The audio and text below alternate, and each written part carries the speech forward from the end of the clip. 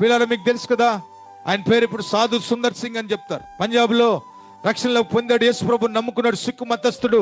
ఆయన యేసయ్యని నమ్ముకున్నందుకు వాళ్ళ సొంత చిన్నానే ఒక పెట్టి తీసి, వాళ్ళ నాన్న పెట్టి తీసి బంగారం డబ్బు చూపించి, ఈ డబ్బు తీసుకో, యేసుని వదిలిపెట్టంటే వదిలిపెట్టకుండా, ఈ డబ్బు అవసరం లేదు, బంగారం అవసరం లేదు, ఇదంతా నాకు వేస్ట్, యేసు ప్రభువే కావాలని చెప్పి ఆయన కోసం జీవిస్తుంటే, ఆయన్ని సరే వెళ్ళిపోయిన ఆయన మా ఇంట్లో ఉండకూడదని పంపిస్తూ వాళ్ళు చిన్న భోజనం చేయపోయని చెప్పి ఆ భోజనంలో విషయం కలిపి ఆ సాధు సుందర్ సింగ్ పెట్టి ఆయన చనిపోతాడని ఆయన చూసి ఆ విషయం పెట్టి పంపించేశారు.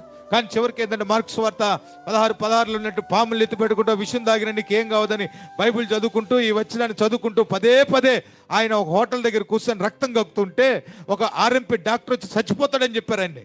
చచ్చిపోతాడంటే ఆయన చనిపోకుండా ఈ వాక్యాన్ని ఆధారం పెట్టుకొని, నా ప్రభు ఉన్నాడు, పునరుద్ధాన శక్తి చేత నన్ను బతికిస్తాడు, నాకు సహాయం చేస్తాడని చెప్పి ఆయన ఆ దినము బతికాడు. ఏమి కాలేదు, ఆ విషయం అంతా విరిగిపోయిన తన దేహాన్ని ఏం చేయలేకపోయినాయి. ఆమేన్. ఆయన రక్షణ పొందేటప్పుడు ఎట్లా పొందాడంటే, దేవుడు నాకు కనిపిస్తే నేను నమ్ముతా. ఏ దేవుడు ఉన్నాడో నాకు తెలీదు. ఎన్నిమంది దేవతలు, ఎంతమంది దేవుళ్ళు మన హిందూ దేశంలో ఎంతో మంది ఉన్నారు కదా. కాబట్టి ఎవరు దేవుడు ఆయనకు అర్థం కాలే, మనశ్శాంతి లేదు. ఒకరోజు చివరికి చచ్చిపోదామని తీర్మానం తీసుకొని, దేవుడు అనేవాడు ఉంటే హాఫ్ అన్ అవర్లో 20 నిమిషాలను కనిపించాలా, లేకపోతే నేను అసలు చచ్చిపోతాను. అలా ఇంటి పక్కన ఒక ట్రైన్ పోతే ట్రైన్ కింద తలకాయ పెట్టడానికి తీర్మానం తీసుకున్నాడు అతను.